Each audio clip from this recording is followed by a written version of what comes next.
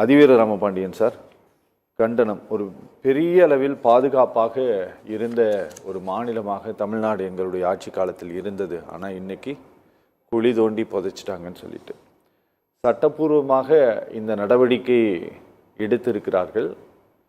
இது எல்லா இடங்களிலும் இப்படியான சம்பவங்கள் நடக்கிறது ஒன்றுதானா, இல்லை இங்கே தமிழ்நாட்டில் ரொம்ப கூடுதலாக நடக்கக்கூடிய நிகழ்வுகளை இந்த கோவை வெளிச்சம் போட்டு காட்டியிருக்கா?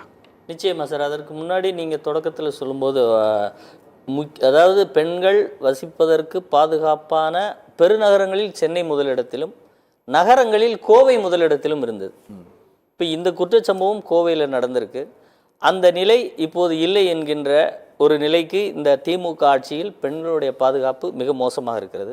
இது எதிர்க்கட்சியாக அதிமுக எதிர்க்கட்சி தலைவர் எடப்பாடியார் சொல்லுகின்ற கண்டனம். இப்போது தமிழகத்திற்கான காங்கிரசினுடைய மேலிட பார்வையாளர் கிரீஸ் சோடங்கர் அவரும் என்ன சொல்கிறாருன்னா, பெண்களுக்கு மீதான குற்றங்கள் 40% கடந்த 2 ஆண்டுகளில் அதிகரித்திருக்கிறது என்று அவர் இப்போ சொல்லியிருக்கார் இன்றைக்கு.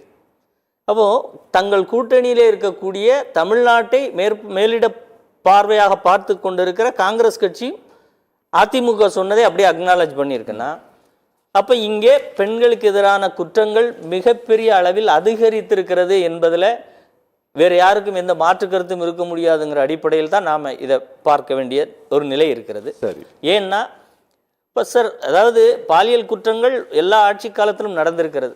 ஆனால் அது தொடர்கிற வேகமும் அதை செய்ய துணிகிற அந்த துணிச்சலும் எப்படி ஒரு சமூக விரோதிகளுக்கு வருகிறது என்பதுதான் நாம் இதில் மிக அபாயகரமானதாக பார்க்கிறோம். தொடர்ந்து நடைபெறுவது இன்னும் அபாயகரமானதாக பார்க்கிறோம். இப்போது ஒரு காவல்துறையை சேர்ந்த காவலர்கள் ஆந்திராவிலிருந்து திருவண்ணாமலைக்கு வந்த ஒரு பெண் அவருடைய தாயாரோடு வருகிறார். தாயின் கண்ணெதிரே பாலியல் பலாத்காரம் செய்யப்படுகிறார் என்று சொன்னால் காவலர்களால். அப்போ இந்த திமுக ஆட்சியில் காவல்துறையினர், முதலமைச்சரின் கட்டுப்பாட்டில் இருக்கக்கூடிய இந்த காவல்துறையில் இருக்கிறவர்களும் இது போன்று குரூர எண்ணம் கொண்டு இருக்கிறார்கள். சமூக விரோதிகளும் அப்படி இருக்கிறார்கள். அப்படின்னா இந்த கல்ச்சர், இந்த எண்ணத்தினுடைய வீரியம் எந்த அளவுக்கு போயிட்டு இருக்கு அப்படிங்கிறத நாம் இந்த குற்றங்களினுடைய அதிகரிப்பின் மூலம் பார்க்கிறோம். தொடர் குற்றங்கள், அடுத்து போக்சோ வழக்குகள், இது சார்ந்த வழக்குகள் மட்டும் 60% மேலே உயர்ந்திருக்கு அப்படின்னு சொல்கிறோம். அப்போ இதுவரைக்கும் தமிழகத்தில் இருந்தக்கூடிய அந்த சிறப்பு நீதிமன்றங்கள் 20 என்றால், இந்த குற்றங்களின் அதிகரிப்புக்கு தகுந்தது மாதிரி ஒரு 53 நீதிமன்றங்களையாவது அவர்கள் கொண்டு வந்திருக்க வேண்டும். ஆனால் அது போன்ற நடவடிக்கைகளிலும் இந்த அரசு இறங்கவில்லை. அப்போ குற்றங்கள் அதிகரித்து கொண்டே இருக்கிறது. அதை தடுப்பதற்கோ அல்ல அதற்கு உரிய தண்டனை கொடுப்பதற்கோ விரைவாக நாங்கள் எடுத்த நடவடிக்கை என்ன என்று இந்த அரசால் எதையும் சொல்ல முடியவில்லை என்றால், இப்போ இந்த அரசு கட்டுப்பாடு இல்லாத ஒரு தன்மையோடு இருக்கிறது. சமூக விரோதிகளுக்கு இது இந்த துணிச்சலை கொடுக்கிறது என்பதை இதிலிருந்து நாங்கள் எஸ்டாப்ளிஷ் பண்ண வர்றோம் சார். ஓகே ஓகே, ரொம்ப தெளிவாக ஒரு கவர்னன்ஸ் அப்படிங்கிறது ஏன் இந்த இடத்தில் சொல்கிறோன்னா, நீங்கள் இதற்கு பதில் சொல்வதற்கு இந்த இடத்தை பார்த்தீர்களா, அது கொஞ்சம் தனிமையான இடம் அப்படியெல்லாம் சொல்கிறதுக்கு வரலாம். ஆனால் அப்படி யாரும் சொல்லலையே. சொல்லுவாங்க, கமிஷனரே சொல்ல வேண்டான்ட்டாரே. அந்த அளவுக்கு நான் என்ன சொல்கிறேன்னா, இல்லை இவர்கள் இப்படி சொன்னால் கூட இப்போ முதலமைச்சர் தொகுதியில் சார், குளத்தூர் தொகுதியில் ஒரு பெண், அதாவது ஒரு தாய், ஒரு 55 வயசு 60 வயது இருக்கக்கூடியவர்களை இதே போன்று பைக்கில் வருகிறவர்கள் வந்து அருவாளால் வெட்டி செல்கிறார்கள். தாயை காப்பாற்ற வந்த மகன் மீது வெட்டு, அந்த பக்கத்திலே இருந்த 4 பேர்கள் மீது வெட்டு, ஒரு நேரத்தில் 6 பேர்களை முதலமைச்சர் தொகுதியில் எந்த காரணமும் இல்லாமல் ஒரு சமூக விரோத கும்பல் போய் அருவாளை வைத்து வெட்டி சென்றிருக்கிறதுன்னு செய்தி சார். இது எதை சார் காட்டுகிறது? எனக்கு தெரியல, நீங்க சொல்லுங்க. இல்ல, ஒரு முதலமைச்சர் தொகுதி இல்ல, எல்லாமே சார் நீங்க எந்த இடத்துல போய் வாலாட்டணுமோ வாலாட்டுவாங்கங்கிறது கிரிமினாலஜிக்கலாக பார்க்கும்போது யார் எங்கு பலகீனமோ அங்கதான் செய்வாங்க. பலமாக இருக்கக்கூடிய எந்த இடத்துலையும் யாரும் வாலாட்டுறதில்லை. அப்போ முதலமைச்சர் தொகுதியிலே போய் இது போன்ற ஒரு விஷயத்தை செய்து ஒரு சட்டம் ஒழுங்கை ஏற்படுத்தினால் நம்ம என்ன செய்துவிடும் இந்த காவல்துறைன்னு ஒரு துணி வருதுல்ல. அப்ப அந்த துணியை சமூக விரோதிகளுக்கு கொடுக்கிறது யாரு? அப்ப கட்டுப்படுத்த முடியாத நிலைமையில் இந்த ஆட்சியாளர்கள், அரசாங்கம், காவல்துறை இருக்கிறதுன்னு தானே பொருள். சார் எல்லா ஆட்சி காலத்திலும் இதே காவல்துறை தான் சார். ஆனால் கவர்னன்ஸ் எப்படி கொடுக்கிறோம், அவங்களுக்கு என்ன சுதந்திரம் கொடுக்கிறோம், அல்லது அவர்கள் செய்கின்ற ஒவ்வொரு செயலையும் எந்த அளவுக்கு மைனூட்டாக வாட்ச் பண்றோம். சார் முதலமைச்சர் சொன்னார், முதல்ல மரக்காணத்தில் அத்தனை பேர் கள்ளச்சாராயம் குடித்து இறந்த போது வாரம் ஒரு முறை ரிவ்யூ மீட்டிங் வைத்து இந்த கள்ளச்சாராய இறப்பே இல்லை என்கிற நிலையை கொண்டு வருவேனார். அதுல இருந்து ஒரு வருஷத்துக்குள்ள கள்ளக்குறிச்சியில் அவ்வளவு பேர் இறந்தாங்க சார். நான் இதை எதுக்கு சொல்லணும்னா, இப்ப இந்த கவர்னன்ஸ்ங்கிறது தான் கைவசம் இருக்கிற காவல்துறையின் மீது சரியாக இல்லாததனுடைய வெளிப்பாடுதான். இப்ப பெண்களுக்கு எதிரான குற்றங்களை சிறுமியிலிருந்து முதியவர் வரை இவ்வளவு குற்றங்கள் பெருகி வருகிற போது இப்ப பெண்கள் வெளியே வர வேண்டுமா கூடாதா? இந்த இன்சிடென்ட்ல பார்த்தோம்னா சார், காருக்குள் தனியா நிக்கல, பாதுகாப்பற்று நிக்கல, காருக்குள் தன்னுடைய நண்பரோடு பேசி கொண்டிருந்தவரை கண்ணாடியை உடைத்து அவர் நண்பரை தாக்கி தூக்கி கொண்டு போகிற அந்த நிலை என்பது கிட்டத்தட்ட நீங்க வீட்டுக்குள்ள இருந்தா கூட இப்படி அடைச்சு உடைச்சு தூக்கிட்டு போகிற மாதிரி தான். அப்படிப்பட்ட ஒரு நிலை இங்க இருக்கிறது. இந்த துணிவு இப்படி இருக்கிறதுனா, நான் இன்னொன்னு சொல்றேன் சார், நீங்க எல்லாத்துக்கும் விளம்பரம் பண்றீங்கல்ல. இப்ப காவலன் செயலின்னு அதிமுக ஆட்சியில் கொண்டு வந்தோம் சார். நான் இப்ப சொல்றேன், இனிமேல் காவல்துறை வேற வழி இல்ல, இவ்வளவு குற்றங்கள் பெருகி வர்றதுனால நீங்க பைக்ல போகும்போது எங்களை எல்லாம் நிறுத்தி ஹெல்மெட் போட்டுக்கீங்களான்னு செக் பண்றதை போல தயவு செய்து இனிமேல் பெண்களுடைய செல்போன்ல காவலன் செயலி ஆப் வைங்க, அதை ஆபரேட் பண்ணுங்க, அது இல்லாம இருக்கக்கூடாது என்கின்ற ஒரு நிர்பந்தத்தை ஏற்படுத்துங்கள். நான் ஒரு கோரிக்கை வைக்கிறேன் சார். ஏன்னா நீங்க அந்த செயலியின் மூலம் ஒரு அழுத்தம் கொடுத்திருந்தால் கூட இத்தனை மணி நேரம் எந்த உதவியும் இல்லாமல் அந்த பெண் இத்தனை துன்புறுத்தலுக்கு பிறகும் அனாதை போல கிடந்திருக்க வேண்டாம்ல சார். இதுல மருத்துவ குறைபாடு ஏற்பட்டு உயிரிழப்பு கூட ஏற்பட வாய்ப்பு இருக்குல்ல சார். அப்ப நீங்க எந்த பாதுகாப்பு குறைந்து வருகிறதோ அதற்கு மாற்றான ஒரு வழிமுறையை அதிமுக ஆட்சி காலத்தில் சிறப்பாக கொடுத்து அதை சரியாக பெண்களிடம் விழிப்புணர்வை தொடர்ந்து ஏற்படுத்தி இருந்தாலே ஓரளவு இது போன்ற குற்றத்திலிருந்து தடுக்கலாம்ல சார். ஓகே, பேசலாம்.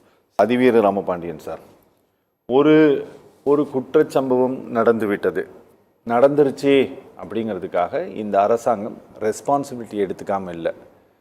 நாங்கள் உடனடியாக கைது நடவடிக்கை மேற்கொண்டிருக்கிறோம், விரைவில் குற்றப்பத்திரிகை தாக்கல் செய்து அவர்களுக்கு உரிய தண்டனை கிடைப்பதற்கான நடவடிக்கையில் இந்த அரசு ஈடுபடும் அப்படிங்கிற உத்தரவாதத்தை கொடுக்கிறோம். அப்படிங்கிற ரொம்ப சாமர்த்தியமான ஒரு பதிலை சொல்லிவிட்டு அரசியல் ரீதியாக முன்வைக்கப்படக்கூடிய விமர்சனங்களை அப்படியே புறந்தள்ளிட்டு போகிறார்களா திருமதி ஆண்டாள் பிரியதர்ஷினி? நிச்சயமா சார். மேடம் ஆரம்பிக்கும் போது என்ன சொல்றாங்கன்னா, இது தனிநபர் ஒழுக்கம் சார்ந்தது, சட்டம் ஒழுங்குக்கு சம்பந்தம் இல்லாதது, தமிழ்நாட்டில் இருக்க யார் வேணாலும் அடித்து என்னமோ செஞ்சு சாகுங்க, அது சட்டம் ஒழுங்குலாம் நாங்கள் அதில் வரமாட்டோம், அது எல்லாமே நீங்களாக ஏதாவது முடிவெடுத்து பண்ணிக்கிறது தான். அதனால் அந்த காவல்துறை முடிஞ்சதுக்கப்புறம் யார் பாதிக்கப்பட்டிருக்காங்களோ அவங்களுக்கு நாங்கள் கேஸ் போட்டு தரோம், விரைவாக அந்த கேஸை நடத்தி தரோம், இதுதான் செய்வோம் அப்படின்னு சொல்லுகிற இந்த மனநிலை ஒன்று. இப்போ மேடம் இன்னொரு விஷயத்தை அக்னாலேஜ் பண்ணியிருக்காங்க. எப்படின்னா, திராவிட மாடல் ஆட்சியில் சனாதனத்தை உள்வாங்கியவர்கள் அதிகரித்து விட்டார்கள். ஏன்னா பெண்களுக்கு எதிரான குற்றம் அதிகம் நடக்குது இல்லையா சார்? சனாதனத்தை கொண்டு இது ஒரு பாலியல் குற்றம், ஒரு அயோக்கியத்தனத்தை செய்திருக்கிறார்கள். அதை கட்டுப்படுத்துவதற்கு, அந்த எண்ணம் வரக்கூடாது என்பதற்கு காவல்துறையை சேர்ந்தவர்களே இது போன்று செய்து கொண்டிருக்கிறார்கள் என்பதற்கு இத்தனை விஷயம் வருத, இதுவும் சட்டம் ஒழுங்குல வராது, இது சனாதனம் சம்பந்தப்பட்டதுன்னு இந்த பாயிண்ட்டை அங்க நகர்த்துற விஷயத்திலிருந்தே அப்ப சட்டம் ஒழுங்கை அடிப்படையாகவே இவர்கள் புரிந்து வைத்திருப்பது என்ன என்றால், என்ன வேணாலும் நடந்தால் நாங்கள் நடந்து முடிந்த பின் எங்களுக்கு தகவல் தெரிந்தால் அதன் பின் பார்ப்போம், வழக்கு பதிவோம், அவ்வளவுதான் எங்களோடது. தனிப்பட்ட முறையில் நீங்க என்ன நடந்தாலும் பெண்கள் வெளியே வரலாம், போகலாம், என்ன வேணா பண்ணலாம். ஆனா உங்களுக்கு ஏதாவது நடந்துச்சுன்னா அது தனிப்பட்ட விஷயங்க. எது தனிப்பட்ட விஷயம்?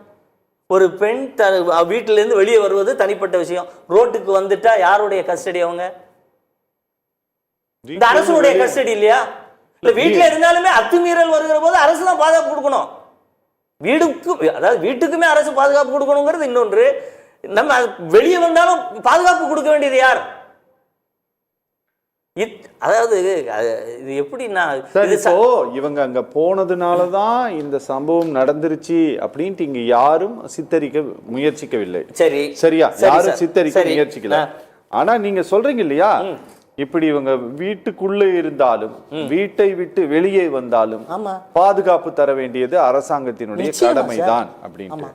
ஆனால் ஒரு அசம்பாவிதம் நடந்த பிறகு அதை பற்றி ஒரு மாநிலத்தினுடைய முதலமைச்சர் அது சம்பந்தப்பட்ட அதிகாரிகள் பதில் கொடுப்பாங்க அப்படிங்கிற அளவில் நிற்காமல் அவரே ஒரு ஸ்டேட்மெண்ட் கொடுக்கறது அப்படிங்கிறது போதுமானது அல்ல இல்லையா? பத்தாத இன்னொரு விஷயத்துல சொல்லுவோமே, அண்ணா பல்கலைக்கழகத்தில் இப்படி ஒரு கொடூரமான சம்பவம் நடந்தது. அக்யூஸ்டுக்கு கன்விக்ஷனே பண்ணியாச்சு. இல்ல நான் சொல்றேன் சார், மேடம் சொன்னதுல இருந்தே சொல்லுங்க. உடனே உங்க முதலமைச்சர் வந்து என்ன பண்ணாரு சொன்னீங்க? முதலமைச்சர் இல்ல, எல்லாருக்கும். சரி, அதான் எல்லாருக்கும் முதலமைச்சர் தான். அந்த முதலமைச்சர் என்ன செஞ்சாரு, ஒரு சட்டமன்றத்தில் ஒரு சட்டத்தை கொண்டு வந்துட்டார். அப்போன்னா மதுரையில் சென்னையில் நடக்கக்கூடாதுன்னு சட்டம் கொண்டு வந்தாரா இல்ல தமிழ்நாடு ஃபுல்லா கொண்டு வந்தாரா? தமிழ்நாடு முழுசும் தான். எப்படி கோவையில் நடந்துச்சு சார்? அது கோவை நடந்தால் தண்டனையை அதிகப்படுத்தினார் சார். நடக்காம இருக்கிறதுக்கு சட்டம் கொண்டு வர முடியாதே சார். என்ன கொண்டு வரணும்? நல்ல கேள்வி. நடக்காம இருப்பதற்கு என்ன செய்யணும்? கவர்னன்ஸ் பண்ணணும், காவல்துறையை சரியாக நிர்வகிக்கணும், காவல்துறை தன்னுடைய ஆட்சி அதிகாரத்தை மக்களிடம் பரப்பணும், இது போன்ற வன்முறை எண்ணம் தோன்றாமல் தடுக்கணும். அப்படி தடுப்பதற்கு காவல்துறை சரியான நிலையில் செயல்படுத்தணும். இதையெல்லாம் செய்யவில்லை என்பதற்குத்தான் நாங்கள் சாட்டுகிற குற்றச்சாட்டை ஒழிய சட்டம் போட்டோம், 6 மாசத்துல தண்டனை வாங்கி கொடுத்தோம், இதெல்லாம் சார் இது எல்லாருமே செய்வாங்க தானே சார்? இயல்பா நடக்கிறது செய்தியா சாதனையா சொன்னா என்ன சார் அர்த்தம்? சட்டம் இருக்கிற சட்டத்தை வைத்து உங்களால் சரியாக சட்டம் ஒழுங்கை நிர்வகிக்க தெரியவில்லை என்பது குற்றச்சாட்டு. அதுக்கு நான் இன்னொரு சட்டம் ஏற்றேன். சரி, இந்த கோவை சம்பவத்துக்கும் அண்ணா பல்கலைக்கழக சம்பவத்துக்கும் சேர்த்து இன்னொரு சட்டம் ஏற்றிட்டு முடியுமா? எனக்கு ஒரு விஷயம் புரிய மாட்டேங்க சார். சார், ஒரு கன்விக்ஷனான ஒரு வழக்கை திரும்ப திரும்ப நீங்க சொல்றீங்க. நான் என்ன சொல்றேன்னா, இது போன்ற ஒரு கல்ச்சரை, இது போன்ற ஒரு பேட்டனை தமிழகத்தில் சமூக விரோதிகள் தொடர்ந்து செய்ய ஆரம்பித்திருக்கிறார்கள். இதனுடைய தீவிரம் மிக கொடுமையானது. அதை தடுத்து நிறுத்துவதற்கு நீங்கள் தண்டனை வாங்கி கொடுத்து விட்டால், அப்ப இந்த 6 மாசத்துல தண்டனை கிடைக்கும் தெரிஞ்சாலும் அடுத்து உடனே 3 பேர் இப்படி செய்யக்கூடிய ஒரு அவலம் நடக்கக்கூடிய நிலை இருக்குதுன்னா